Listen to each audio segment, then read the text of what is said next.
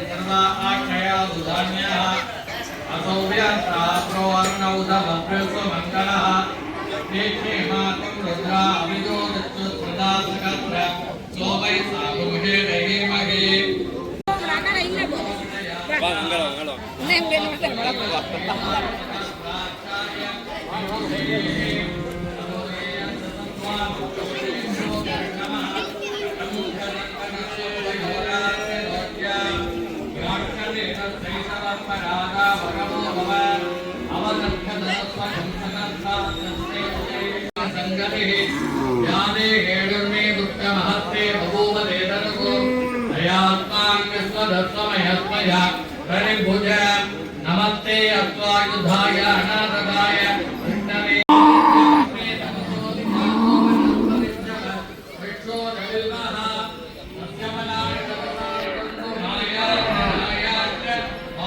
மாலையெல்லாம் போட்டு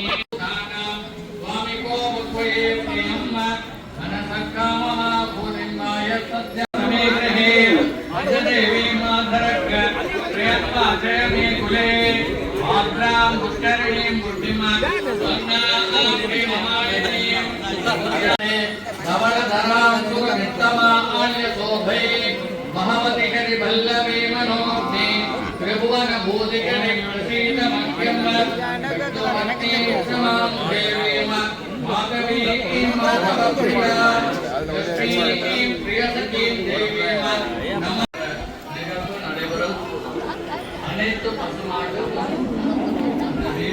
சந்தன குங்குமங்களை அலங்கரித்து விடுங்கள். அந்த பசுக்களுக்கு அருகிலே அதை பாதுகாக்கிறவர்கள் அருகிலே இருந்து கொள்ளுங்கள். சாத்த வருகின்ற போது உங்களுடைய உதவியையும் அவர்களுக்கு செய்து கொள்ளுங்கள்.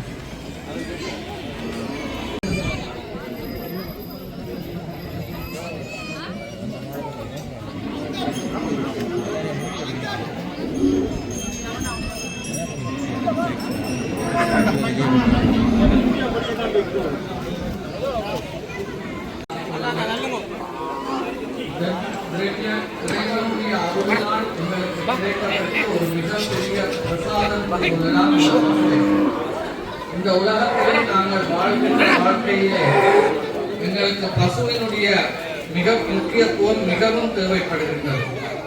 எங்களுடைய ஆயுள் காலத்திலே அது பசுடைய பாலை பெருமான் உமாதேவியா 3 பேரையும் ஒரே தரத்திலே சுற்றி வரக்கூடிய ஒரு இடம். அதாவது உள்வீதி தான் இருக்கின்ற வெளிவீதி சுற்றினால் 3 சுவாமிகளையும் நாங்கள் சுற்றுகின்ற பலன் கிடைக்கும். ஒரு கிரிவலத்தினுடைய பலத்தை நாங்கள் இங்கே உயர்வுகளுக்கும் சந்தோஷங்களுக்கும் நோய்நொடிகளில் நாங்கள் வாழ்வதற்கும் எங்களுக்கு அருள் தரும் என்பதிலே எந்த விதமான ஐயமும் இல்லை.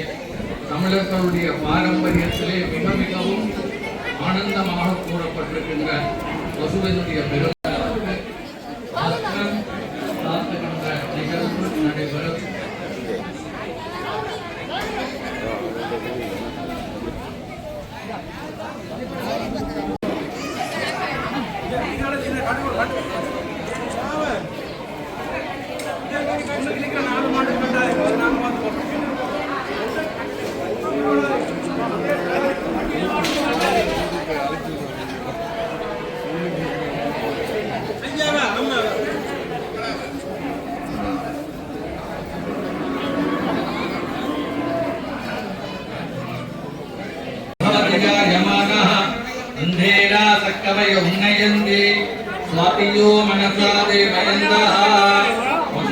பிரார்த்தனை பண்ணி உங்களுடைய கைகளினால் வணங்கி அந்த பசுவினுடைய சிறப்பான அம்சம் உங்களுக்கு கிடைக்க வேண்டும் என்று பிரார்த்தனை செய்து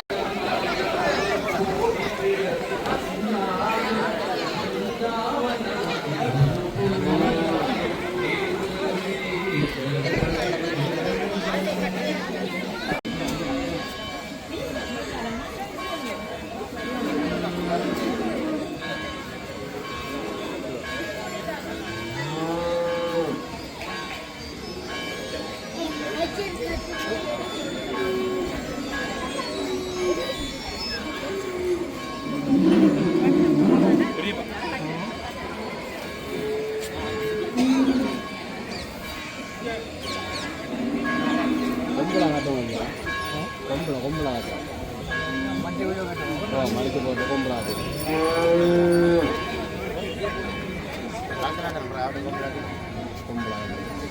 கவி போட்டோ ரொம்ப கை தேர்த்து ரொம்ப காட்டு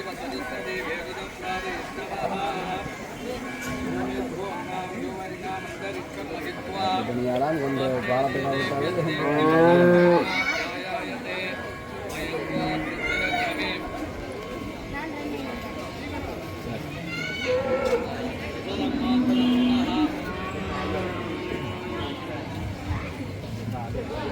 எல்லாமே வந்து நிறைய தண்ணி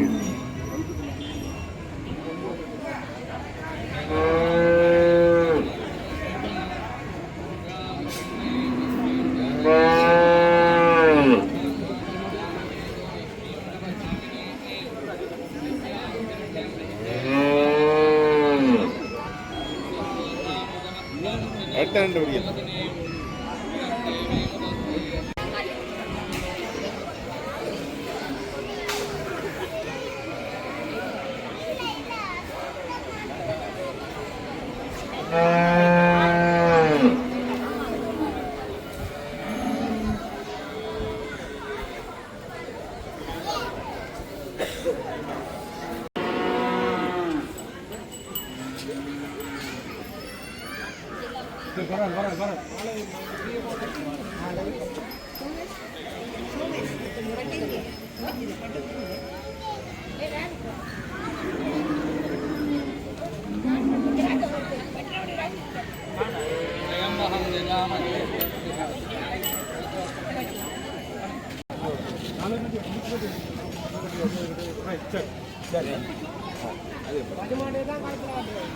நாங்கள்லாம் முடியும் ஜியோபு பட்டன் கட்டி இங்கே அப்போ சேர்த்து நாங்கள் கட்டி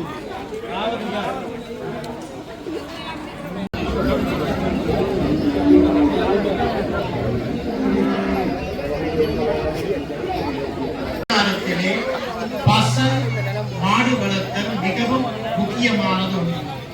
உலகிலே எந்த கலாச்சாரத்தை நீங்கள் பார்த்தாலும் அந்தந்த கலாச்சாரத்திற்கு ஒரு மிகவும் முக்கியமான ஒரு பிராணி இருக்கு. தமிழர்களை பொறுத்த மட்டிலே பசுமாடு எங்களுடைய குடும்பத்திலே ஒருவராக போற்றி பேணப்படுகின்றது. கந்த புராணம் படிக்க வேண்டும், வீடுகள் தோறும் பசு வளர்க்க வேண்டும். இந்த பசு வளர்ப்பது என்பது எங்களுடைய மூதாதையருடைய வாழ்வில் ஒன்றாக இருந்தது. இது பசுவை வளர்ப்பதன் மூலம் பல நன்மைகள் எங்களுக்கு கிடைக்கின்றன. குறிப்பாக எங்களுடைய மூதாதையர் எல்லோரும் விவசாயிகளாகவே இருந்தார்கள். பசுவினுடைய ஒவ்வொரு அம்சமும் நம்முடைய விவசாயத்திற்கு இன்றியமையானது. பால் எங்களுக்கு தருகின்றது, பூஜை வழிபாட்டுக்கு தயிர் நெய் என எல்லாமே பசு எண்ணெய் எங்களுக்கு தந்து கொண்டிருக்கின்றார். அதைவிட ஒரு மேலான காரியம் என்னவென்றால், ஒரு வீட்டிலே ஒரு பசுமாடு இருக்குமாக இருந்தால் வீட்டில் உள்ளவர்களுக்கு பொறுப்புணர்ச்சி வரும். என்னென்றால், ஒரு வாயில்லா பிராணி எங்களை நம்பி இருக்கின்றது, அதற்கு உணவளிக்க வேண்டும், அதனை நல்ல முறையிலே பராமரிக்க வேண்டும் என்று.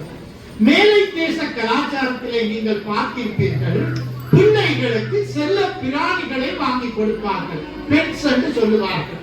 அதற்குரிய காரணம் என்னவென்றால், அந்த பிள்ளை ஒரு நாய்க்குட்டியையோ ஒரு முயற்குட்டியையோ ஒரு கிளியையோ ஒரு தொட்டியில் ஒரு மீனை வளர்க்குமாக இருந்தால் நேரத்துக்கு நேரம் உணவளிக்க வேண்டும், சுத்தம் செய்ய வேண்டும், அதனை நல்ல முறையிலே பராமரிக்க வேண்டும் என்ற பொறுப்புணர்ச்சியினை இந்த பிராணிகள் அந்த பிள்ளைகளுக்கு கற்றுக் கொடுக்கின்றார்கள்.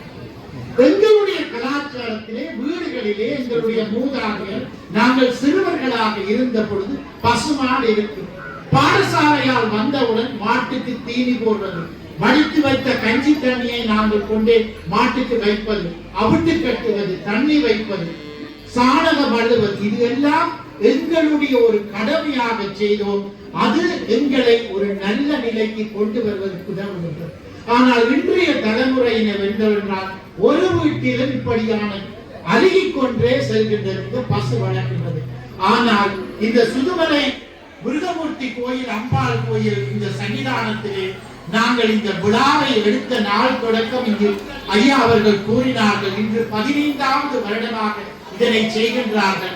நான் கடந்த 3 வருடங்களாக இதிலே கலந்து கொள்கின்றேன். இந்த பசுக்களின் தொகை கூடிக்கொண்டே போகின்றது. இன்று கூட நான் ஐயாவுடன் நேற்று சொன்னேன், ஐயா மழையாக இருக்கின்றது, என்ன மாதிரி அவர் அம்பாளுடைய முருகனுடைய கருணையால் ஏதோ வந்து சேர நாங்கள் செய்வோம் என்றார். எல்லா இடங்களையும் விட இன்று மிகவும் சிறப்பாக இருப்பதை இறைவனுக்கு நன்றி கூறுகின்றேன். இந்த பசுவை காளைகளை வளர்க்கின்ற இந்த விவசாயிகளுக்கு எனது மனமார்ந்த நன்றிகளை கூறி, எங்களுடைய மண் சிறக்க வேண்டும், எங்களுடைய பாரம்பரியம் சிறக்க வேண்டும்.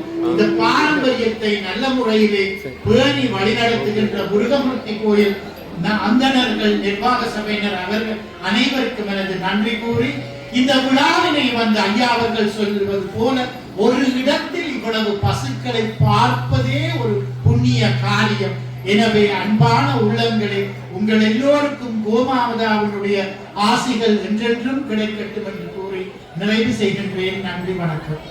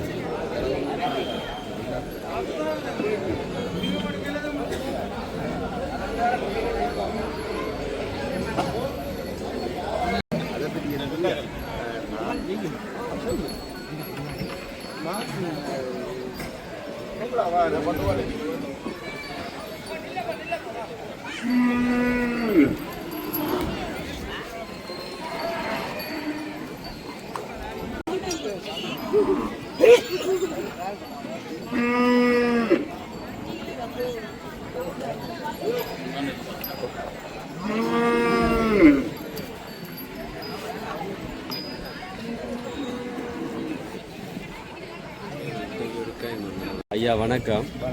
ஓகேயா, இது எந்த இனம்? இந்த மாடு வந்து இது வந்து ஹரியானா ஹரியானாக்கும் வடக்கு. எத்தனை வயசு இருக்கு? இந்த 1.5 வயசு. என்ன பெயர் வச்சிருக்கிறீங்க? வெள்ளியனண்டா. சவாரி கொண்டு போகிறோம். சவாரி கொண்டு போகிறோம். இப்போ இன்னும் இந்த சவாரி வயது வரை இல்லையா, இப்போ ஆளுக்கு 1.5 வயசானே இப்போ நாளை பழக்கிடுவாங்க. வேறு என்ன எல்லாம் சவாரி இதெல்லாம் உழவுகள் சவாரிகள் எல்லாம் பழக்கம், நல்ல பழக்கத்தில் வந்து பெருமாள் இப்போ மலையரால சவாரி இல்லைத்தானே. இது மட்டும் இல்லை, எங்கள்கிட்ட வேறு மாடுகள் நிற்கிது. அவங்களோட நீர் போடுற மாடுகள், தீவி விடுற மாடுகள் எல்லாமே நிற்கும். சரி.